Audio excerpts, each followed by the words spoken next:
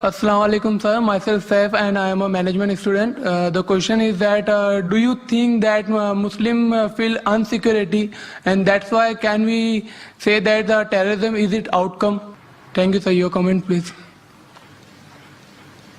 The brother asked the question that do Muslims feel insecure and that's the reason terrorist acts are done. I told in my talk the main root cause of terrorism is injustice.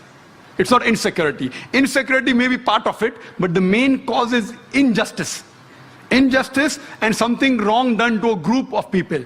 If you read an article that came yesterday on Sunday midday, on the eve of the 9/11, one of the very famous persons, name is William, he writes and he gives advice that the root cause is injustice and wrong done to a community. And he agrees with the Bombay authorities that there are possibilities that Kashmiris may have done bomb blasts in Bombay, but he says, what is the cause? According to him, the Kashmiris are unmilitant people. They are peace-loving people, so what has forced them to fight? And he gives his view, it is because of democracy which is forged. He says that, not me, it's not my comments. Person who is an expert, and he gives advice to people in the world. He says that the democracy is forged, it is manipulated. That's the reason what we find that they're fighting. Same in Palestine.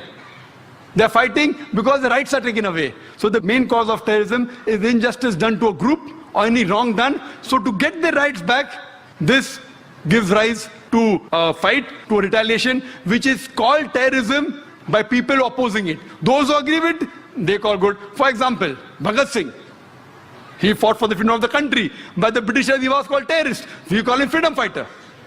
So depending upon what is the background, therefore, before you give a label of terrorist, therefore I said terrorism has got different meanings, has got different definitions. It changes because of geographical definition, it changes because of history. So the same person who's called a terrorist by British government, we Indians called him a freedom fighter. So like that, we have to find out the main cause is injustice done to a group of people. I'll ask a question from